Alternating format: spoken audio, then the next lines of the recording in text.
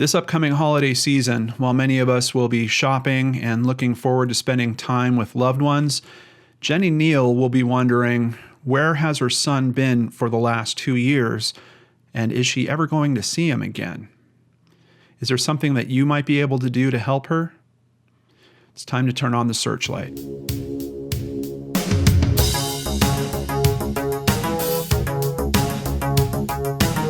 Hey everyone, John Lorden here. Thank you so much for joining me on another episode of Brainscratch Searchlight. I really appreciate having you guys there, trying to help with these cases just like I am, raising exposure, hopefully getting this video in front of the person that might have a critical piece of information to help solve this case.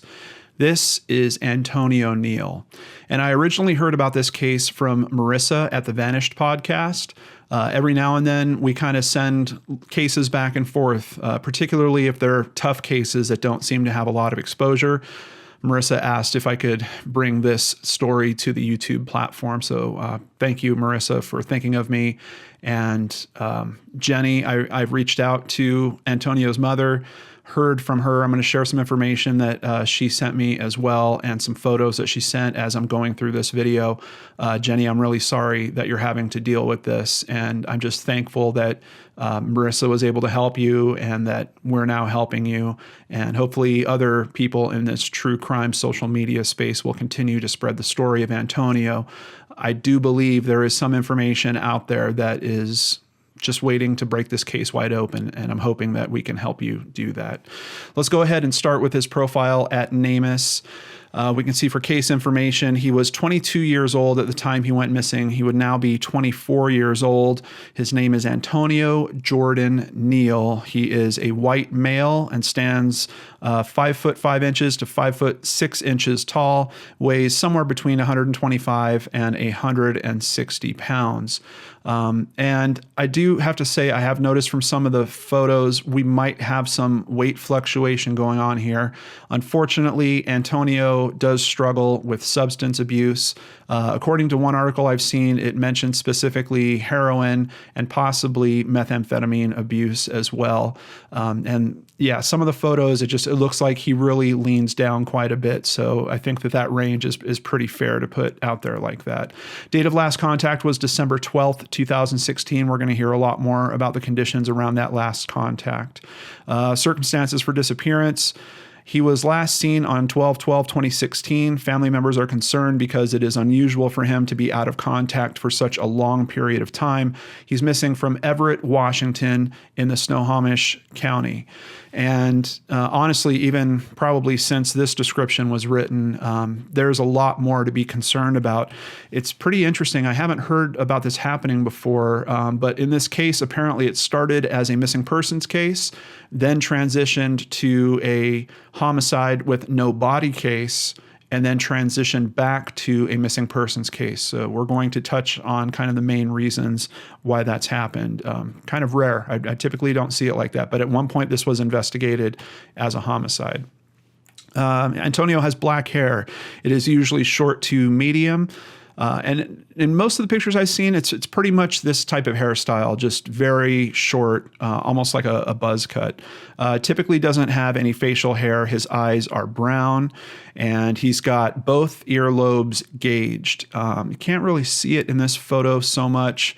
I think in the first photo, yeah, I can't really see it as much either, but it's a decent size gauge. It's not really, really big. I'd say it's maybe the size of a nickel or possibly even a quarter, at least from the photos that I've seen. Now, thankfully for tattoos, we have a lot of identifying marks. Several tattoos on his left and right arms, including the Zelda Triforce, a skull with music notes, a whimsical clock, and an eye. See images. And they do have a composite here of the tattoos. Here is the skull. We can see there's kind of music notes around it. There's a guitar back here. There's a microphone over here. The skull is wearing headphones, and in the ribbon around it, it says, "Turn your wounds into wisdom." And I don't know if it's just me, but it looks to me like the text for that might have been added later. The ink just looks a little bit darker than the rest of it. So you might notice that if you see it in person as well. The Zelda Triforce, unfortunately, some of these photos are kind of blurry. I think this is the best photo of it down here. Just straight up traditional Legend of Zelda Triforce, but also has a bit of a design going on around it. And the whimsical clock and the eye, not a great photo, but if you might notice here, it looks like it's almost on the back side of his bicep. And I believe that is his left bicep that it's on the back side of. So for clothing, now they note what he was last seen wearing. I believe this information comes from his mother's account of what he was wearing when she last saw him. Essentially, he went to stay with some other people, and their account of what he was wearing is a little bit different, but we'll touch on that. The clothing that his mother last saw him wearing was a black North Face hooded sweatshirt, a North Face coat, and blue jeans, and he was wearing black Timberland boots. And the coat was described as a shell, so it might not be a full, big, like winter coat, but this is December in Washington when this is going on. So staying warm would obviously be important, and it is part of the questions here in terms of what happened to him. A couple more photos that we can see, just facial IDs, and then of course the tattoo photo that we already went through. It looks like his Facebook page has been updated for his missing status, but we can take a quick look, and it doesn't look like there was a whole lot of personal information that he had on here. We can see that he graduates from ACES High School with the class of 2012, and then he works at Ace Metal Company for a period of time, and then commercial industrial roofing for a period of time. But outside of that, we don't get a whole lot more outside of his hometown being Everett, Washington. In the About section, it's pretty simple. I'm Antonio. I enjoy everything. He's got a favorite quote from Bob Marley: "Love the life you live the life you love." But we really don't have anything outside of that for favorites. I can tell you just from looking through information, his mother has spoken about the fact that he really seemed to enjoy Halloween, that was one of his favorite holidays. And I can see from some Facebook pictures that I believe she's been circulating, there's a lot of photos of him going to pretty strong degrees in terms of his Halloween costumes. It looks like he certainly enjoyed it and put a lot of effort when he was doing that kind of stuff. Now, David Rose did cover this in the Washington area. I believe he's on a show called Washington's Most Wanted out there. Let's check his Facebook post here to see if we can get some more details on what's going on. The 23-year-old disappeared on December 12th, 2016. His mom says he last checked her Facebook message to him on December 15th, but has not heard from him since. She is very concerned about him because he missed his uncle's funeral. Quote, "I have a feeling something happened to my son because it's unlike him to not keep in touch with me no matter what he's going through. He knows I'm always there for him, so I'm really scared something's wrong," said Jenny Neill. As a matter of fact, he was getting out of jail. He had been in jail for a month I think he missed a probation check-in, if I remember correctly. And the first thing he did when he got out of jail was went home. His mother helped him because he had lost his ID. Apparently his car was stolen. His cell phone was in there. His wallet was in there. So she kind of spent the day with him, getting him lined up for taking another run at life, putting his life back together, got a replacement ID, put an order in for a new cell phone for him. And she also noted that essentially all his clothes and stuff would be left at her house. But as Marissa put it very eloquently on The Vanished, she was struggling with, how do I deal with his drug use? And essentially she took the tough love approach. She didn't feel comfortable having him under her roof if he was doing those types of activities. However, I can tell you from the information that I've reviewed on this, she was still extremely supportive of him. And basically it seems like anytime he needed a nudge in the right direction or resources to move in the right direction, I think what we see happen on December 12th is the perfect indicator of that. She spends the day with him, gets his ID, gets him another cell phone, but unfortunately he will not pick up that cell phone by the time it actually comes. So back to the post here, it also notes that his car had been stolen along with his wallet. She said he was depressed and planned to stay with a friend that night. Detectives say Antonio is associated with a 2000 Volkswagen Jetta. Of course, that is the car that goes missing. And interestingly, I'm seeing notes about it turning back up, but not a whole lot of detail, kind of where, not really when it turned back up. His mother on Vanished talks about the fact that it seems like almost like someone just took it for a joyride and kind of thrashed it. But I do think that it might be a consideration in terms of him missing. Is there something tied to this car? I think it's something that should be considered. I'm really not sure that there's enough information to say there's a strong connection there. But for someone that essentially has no place to live, your car is a pretty important thing, I would think. And especially if it has your wallet and your cell phone in it. Unfortunately, we don't have a lot of details about what are the conditions around it being stolen with that stuff in it in particular. It's a little odd to me that the car would be stolen with that stuff left in it. It'd be one thing if, he was at a friend's house and he had his cell phone and his wallet on him and the car got jacked, from the front yard or out on the street or something like that. A little bit different when you have essentially all his personal effects in the car at the time it gets stolen. So I don't know if there's something to that or not, but it's really hard to tell in some of these cases. It could be important. It might not be. Moving on to Q13Fox.com. Here is another picture of Antonio, and it's mentioning that there will be a candlelight vigil to remember Antonio Neill's birthday on Friday, March 10th at 6:30 p.m. in Mulkidio Lighthouse Park. Anthony Neill's mom and Snohomish County detectives are desperate for answers to what happened to him. And unfortunately, that was back on March 5th, 2017. And here we are quite a bit later. And the articles are all saying the same thing. Everyone is still desperate for more information about where he is.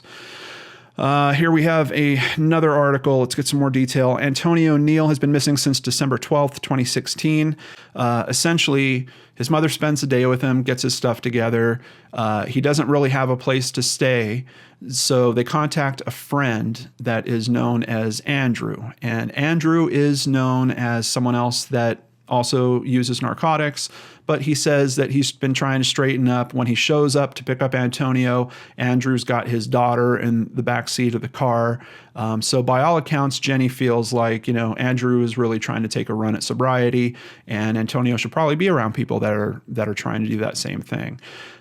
Something strange happens, I believe, that night. And it happens between Andrew and Antonio. According to Andrew's story, he goes out to do some shopping, comes home, and Antonio attacks him with a knife. Now, there are other people that live in this house, and they're saying, I don't know what shopping he's talking about. He didn't have any money. Antonio really didn't have any money. So this doesn't make sense, this aspect of the story. And people don't remember him leave to go on this shopping trip, supposedly. Outside of that, it seems like when he does need a vehicle because he decides he needs medical attention for the wound, he has to borrow the car of someone else that lives in the house as well. So if he was going to go shopping, I don't know, I guess he could have walked, but no one seems to recall that except for Andrew. So person of interest for our murder investigation identified, and only as Andrew. I have no idea what his last name is. Let's go ahead and continue here. Mr. Neill is homeless and has a history of depression. He is associated with a 2000 Volkswagen Jetta. We're going to hear a little bit more about the depression, but I'm not sure why they're saying he has a history of depression. Admittedly, this is someone that is struggling with drug abuse, so that might be a sign that he's self-medicating, but I haven't run into any information of a formal, documented, medically evaluated history of depression that's going on here. But you'll see that term kind of thrown around in these articles quite a bit. I just wanted to point out I haven't seen anything that I would consider clinically diagnosed depression. Over at heraldnet.com, we jump forward 6 months to June 10th, 2017. And the sheriff's office issues a bulletin in January and then again in June. Family members remain concerned because it's unusual for Antonio to be out of contact for such a long period of time. And it's kind of interesting. They're still not talking about all the other concerns that I know at least his mother was considering. She's talking to people that live in this house. She's hearing strange things, like possibly a dresser was moved in front of Andrew's closet in particular. Several people are saying that they're noticing what looks like blood in different areas of the house. A lot of strangeness that's going on, but unfortunately, none of that is really being reported to the media. We'll get with what happens with all that information as we roll forward here. But let's go to SnocoReporter.com. And let me just say, I don't know if this is a mainstream media news source. This feels like a blog to me, but there's some pretty good information, and I can tell that the author spoke to Jenny, so I wanted to share that with you. And honestly, even starting with this photo, let me just tell you guys, I saw so many photos of Jenny and Antonio. They seem really close. He seems, in general, in the photos, like a pretty happy guy. So once again, that clinical or the history of depression thing, I'm not 100% on that. And it's interesting because when you're talking about cases like this, sometimes you'll see a photo and you're like, oh my God, look, this guy's, trying to thug it up. And there are maybe two photos, and I believe one of them is actually a booking photo, where Antonio doesn't look absolutely content, happy, maybe even jovial, only in two photos. So I can tell you, and I've seen at least a dozen, probably close to 20 photos of him at this point. So in general, I don't know, just the demeanor I'm getting off this guy from looking at the information about him and the photos in particular. This isn't someone that was trying to be hard or trying to intimidate others. This is someone that might have even been a bit of a mama's boy, kind of based on what I'm seeing around all this. Antonio had some issues with drugs, but was trying to straighten up his life and get his affairs in order. Sadly, while he was in jail, a girl that had been seeing him, who claimed that he was the father of her newborn, left him after he turned himself in November. His mother said that he was upset about the situation when he was released in December, but not despondent. The same person who picked him up would later be named by roommates as someone who might have done something to Andrew, but he was given a lie detector test where he currently resides at the Monroe State Prison and was cleared as a suspect. So Andrew's in prison. I don't know why. I don't know what the charge is.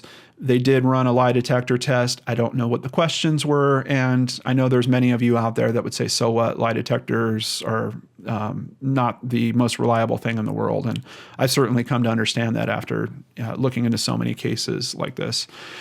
But there's something very important that came out in the Vanished podcast. And please keep in mind, I'm only touching on several small aspects of that podcast. I really recommend that you guys check it out so you can learn much more about this and hear it directly from Jenny. But Andrew's room was essentially declared a crime scene. It was processed as a crime scene. The blood that was found in the room was tested. And unfortunately, in none of those tests could it be confirmed that it was Antonio's blood. So despite the fact that there was several indicators and you had people that were living in the house talking about how weird that night was, some of them are saying that they were woken up by Andrew to help him clean and that his room was essentially scrubbed from top to bottom. There's a lot of strangeness going on with this evening. But when the room is forensically analyzed, there's nothing in there to support that Antonio was injured in that room. Now, I don't know if the whole house was processed. It seems like very specifically Andrew's bedroom was. And keep in mind, this is a home where there's different people living there. So I think trying to get a warrant to give you access to the whole house when you know that there's other people paying rent individually in there might not be as simple. So I don't think the whole house was searched, at least from the information that I've heard about this. So let's continue. Here we have some photos. I'm telling you, it really seems to me like Antonio was very, very close with his mother, and it looks like his love of Halloween started very early as well. Antonio has not made contact with anyone, and he was a social butterfly. He has not accessed his Facebook or any other social platforms. He has not called home. None of his lifetime friends have heard from him. There are several theories, but so far none of them have panned out. One being he may have gotten into a confrontation with the ex or one of the other men she was seeing. Or he may have known who stole his car and gotten into a confrontation with them. Or he may have gotten into a fight and gotten a head injury. I'm not exactly sure why they're jumping right to head injury. It does appear from the information that Jenny's been able to hear that Andrew and Antonio were indeed using drugs that night. So on top of the theories that we're hearing here, I think we have to throw another one in the hat of it's a theory that we talk about frequently when it comes to these types of disappearances, the possibility that this was an overdose situation that was covered up by someone. And I only bring that up because we have a period of time where we know he was clean. He was essentially in jail for the month leading up to this night. And when you consider this aspect or this potential theory, a lot of times people will say, well, yeah, essentially he dried out because he was in prison. Then he got out, decided he was going to party it up, and his tolerance might have been lowered from him not using it regularly. And then he decides he's going to use an amount that's equal to what he would typically do. And that amount is now far too much for him. Considering the fact we don't have blood evidence in particularly Andrew's room where this attack happened, I don't know. I think it's just another theory that we have to consider here. Let me be clear with you guys. When I communicated with Jenny about this today, she was very strong about the fact she believes this is a foul play situation. And I didn't hear of any other potential persons of interest in there, but I do think that we need to consider these theories. Someone obviously took his car. Did he figure out who that was? Was he going to try to right that wrong in some way? We know that there was something going on with this relationship ending while he was in jail. And then from the depression side, we also know that he lost an uncle that he was supposedly very close to. His uncle was only 6 years older than him. So there's a little something for that aspect too. Andrew's official version of this story is Antonio attacks him with the knife and then goes running off in the middle of the night wearing just a plain white t-shirt and his jeans and his boots, and that's it. His jacket and bags that his mother gave him, which included, clothes for him to change into, a couple of pillows, a sleeping bag, all that stuff gets left behind. So he runs off into 40-degree weather without even a jacket. Possible, but I don't know. I don't know why he wouldn't have taken that stuff with him. And at Como News, we see on December 12th, 2017, it is now a year, and detectives are still searching for missing Everett Mann. Now, here's an article where it mentioned his vehicle, a 2000 Volkswagen Jetta, was found in Linwood. That is literally all the information about his car being found. I have no idea what condition it was found in. I don't know if they found anything in it, his cell phone, his wallet, his ID, any of that stuff. Was any of it recovered? We have no idea. But I'm curious about it because in some of the early reports about his disappearance, it's noted that he might be with a 2000 Volkswagen Jetta. So I'm kind of curious about the conditions of it being found, but unfortunately, we don't have any details on that. If that changes, I'm pretty sure Jenny's going to be watching this. Jenny, if you have more details to share with us on next week's episode, I'm going to do a follow-up segment on this case. I can share that with the audience. And of course, you also have an invitation to come on the channel here. If you think that there's enough to cover that we should do an interview with you, I would absolutely do that as well. Moving on to another article at Q13Fox.com. 2 moms committed to finding their missing adult children are making sure their cases are not forgotten. Here we have another case that's being mentioned. 20-year-old Brittany Walker. She disappeared from Tacoma more than a year ago. And this article is talking about billboards that have been put up for both of these cases. Now, if you travel through either city, there's no way you can miss their faces. And here we have a photo of Antonio's billboard up as well. And I just wanted to call this out. It always really moves me when I see people helping in these cases, and I love to help promote those types of businesses when we can. So Jenny Neill got the idea from Brittany's mom and is grateful to Parker Outdoor Inc. for donating the space. Essentially what some of these companies will do, just in case you're ever faced with this, which honestly, you guys know, I hope you never have to deal with, but if you do, sometimes you can contact these companies and talk about space that they have on billboards that they have not leased yet. And essentially some of these companies, if they're kind enough, will say, you know what, yeah, we'll go ahead and put up your missing persons poster until that billboard gets re-rented, essentially. So Parker Outdoor Inc., thank you for being decent. Thank you so much for helping these families. I really, really appreciate you guys. I hope it helps, said his mother, Jenny Neill. It's a big media attention for people driving by, so I want people to realize that Antonio's been gone for over a year now, and I wanted to capture people's attention because we don't have any findings yet on the case, so I hope it will help. It's a busy road, and he's from this area. The billboards, the flyers, the sleepless nights, and the pain of not knowing what happened to their kids. Just really breaks my heart that families have to deal with this type of stuff.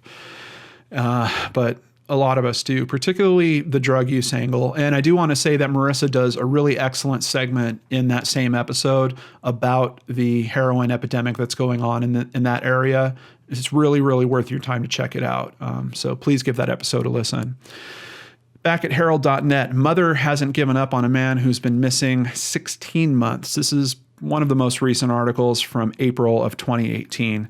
Antonio Neill vanished on a night that never topped 40 degrees in a white t-shirt and jeans.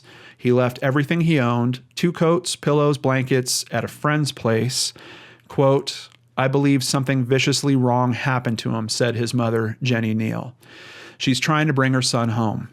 He would have celebrated his 24th birthday in March. Instead, his mother is tacking up flyers. The Herald snapped a photo of him when he graduated, flashing 2 peace signs in his cap and gown. He'd play the video game Rock Band with his mom, Antonio on the drums or guitar, Jenny on vocals. In his late teens and early 20s, he struggled with drug and alcohol problems. He was in and out of drug treatment and hosted his own bonfire group for recovering addicts. But he was kicked out of sober housing when he relapsed in September 2016. Antonio slept in his car or on couches. He failed to check in with a probation officer and spent a month in jail just before he went missing. On the day he got out, he showed up on the porch of his mother's home at 8:30 a.m.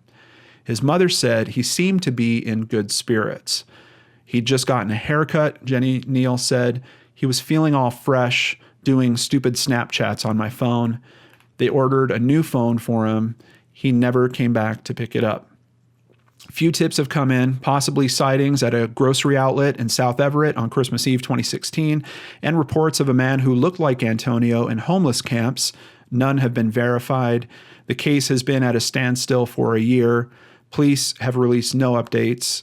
Jenny Neill hopes the billboard, the posters, and renewed media attention will create new leads. I want him home, she said. It's all I think about. These are some photos that Jenny sent me to include in today's episode, and I just want to ask everyone out there, please share this information, share this video if you have friends in the Washington area. We really need to raise exposure to this case. Someone out there has information about what happened to Antonio. We need that person to be brave enough to step up and to do the right thing. And in the description box below, you will find all that you need. It's got the contact information if you want to reach out directly to the detective. It even has 2 different ways to submit tips anonymously if you need to stay anonymous for some reason. And I'm just hopeful that someone out there has the information and will pass it along and help bring Jenny some peace, help her find the answers to where Antonio has been. It is one of the hardest things that any family goes through. I hear this time and time again. The not knowing is incredibly difficult. At some point, some of these families even hope for finding out that their loved one has actually passed away. as opposed to being stuck in that not knowing phase. That's how painful it is. So if you have some piece of this puzzle, even if you think it's not all that important, please use the contact information below. Please put it in the hands of someone that can act on it. And maybe we can bring some peace to Jenny and Antonio's family about all this.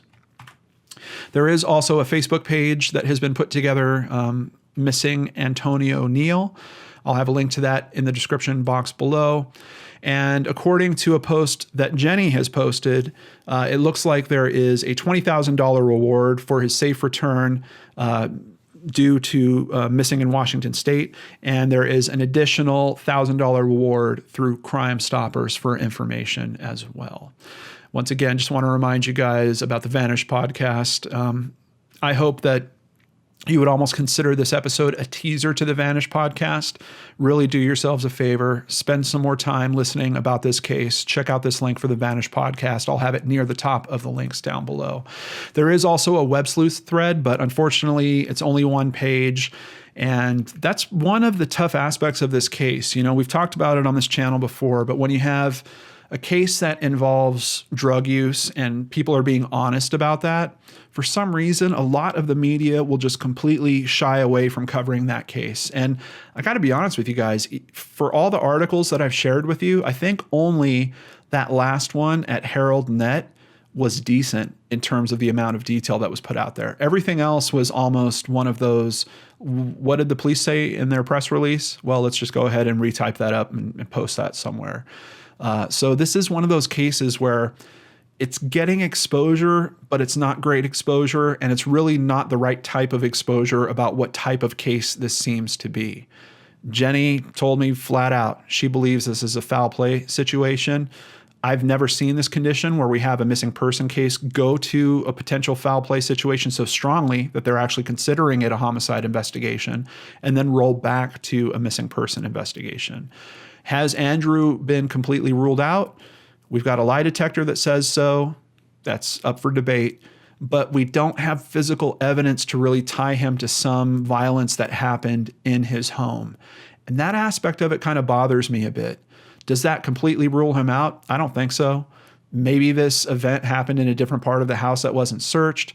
Maybe it was some other type of event that we're just not anticipating properly. Maybe it was something that was a different type of violence than we're looking for in looking for blood spatter and DNA tests and all that kind of stuff. There's a lot of different possibilities here. It seems like, based on the information that Jenny has gotten from people in the house, that Andrew really isn't being forthcoming about his involvement with something that's going on here. So, I don't know, guys, just a really, really tough situation. And once again, if you have information, Crime Stoppers, this is what Crime Stoppers was built for. They will absolutely keep you anonymous. I don't know how else to nudge you guys, but if you have the information, please use it. Look at these two people. One of them is absolutely heartbroken. Jenny needs our help. I hope that you can do that for her. I hope we all can. There are currently no fundraisers going on in relation to this case, but Jenny tells me they are planning another vigil around the 2-year anniversary of his disappearance. So if you live in the area, follow the Facebook pages, look for postings about this vigil happening on December 12th, 2018. And thank you, Jenny, for getting back to me so quickly and sharing those photos with us. I really, really appreciate that. And once again, if you think there's more information we need to share here, you have an open invite. Just let me know.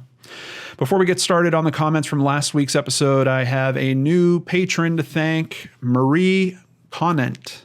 Or is it Conant? Marie, I hope I got it right, but thank you so much for your support. I truly, truly appreciate it. If you want to support me via PayPal or Patreon, you can go to lordenarts.com to check all that out. On top of that, Crime After Crime, the new episode's coming up soon. We actually released a sneak preview of it. I'm going to have a link to that in the description box below. It includes some surveillance video from a convenience store robbery. Not quite gone wrong, but kind of gone wrong. I think you really want to check it out. It's less than 3 minutes long, so check out the link for the Crime After Crime preview in the description box below. With all that being said, let's talk about last week's case. Where is Kierra Coles, the postal worker last seen on camera in front of her home? But there's a bit more to it than that. Cassandra Lauberecht puts it very succinctly. A pregnant woman has 2 personal days off work and calls in sick for a 3rd day. There is video footage of her acting in a somewhat strange manner, and her belongings are recovered in her car. The boyfriend is acting sketchy, and the timelines are full of discrepancies. At exactly what point can we start calling this suspicious? Very, very well stated, Cassandra. Yeah, this is a suspicious case right from the start, and I know some of us are actually concerned with the authorities saying that this doesn't seem to be a foul play situation. Stay tuned. Might have a little update for those of you that are thinking along those lines as well. Jennifer Bartles, she could have her Maine Postal Service shirt tied around her waist, which makes it look like a dress. Just a suggestion. Yeah, Jennifer, definitely possible. The main thing I think I was criticizing there is the assumption that she is clearly in her USPS outfit. I can't make that assumption based off the information that I'm seeing, which is the videotape, the clips of the videotape for myself. I don't know who is making that assumption. Like I said, it could be if it was a family member, if it was her mom saying, yeah, I've seen her wear that to work 50 times, I'll absolutely believe it. But there's an aspect to that where I can't verify it for myself. I wanted to point it out because it sounds to me like a legend being put together. And I have to tell you guys, I've been watching articles. I've been looking for updates on this case. Several of the articles that are now coming out are not saying that she is in her postal worker outfit.